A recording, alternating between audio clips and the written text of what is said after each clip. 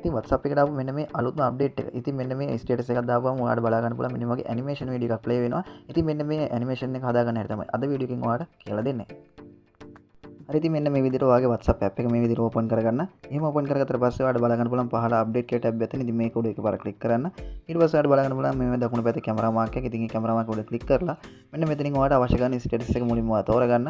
ඉතින් එහෙම තෝරගත්තට පස්සේ ඔයාලට කරන්න තියෙන මේ දකුණු පැත්තේ උඩම තියෙන ස්ටිකර් මාක් එකක්. ඉතින් මේ ස්ටිකර් මාක් එක උඩ ඔයා එකපාරක් මේ විදිහට ක්ලික් කරගන්න. ඉතින් එහෙම ක්ලික් කරගත්තට පස්සේ ඔයාලට මේ රියැක්ෂන් කියන ටැබ් එක උඩ මේ විදිහට ක්ලික් කරගන්න. හරි එහෙම ක්ලික් කරගත්තට පස්සේ ඔයාලට අවශ්‍ය කරන ඉමෝජි එක මෙතන සිලෙක්ට් කරගන්න. ඉතින් ඒකට කරන්න මෙතන මේ පහළ ප්ලස් මාක් එක උඩ ක්ලික් කරලා ඔයාලට අවශ්‍ය කරන ඉමෝජි එකක් මෙතන සිලෙක්ට් කරගන්න. ඉතින් මේකට හැම ඉමෝජි එකක්ම වැඩ කරනවා.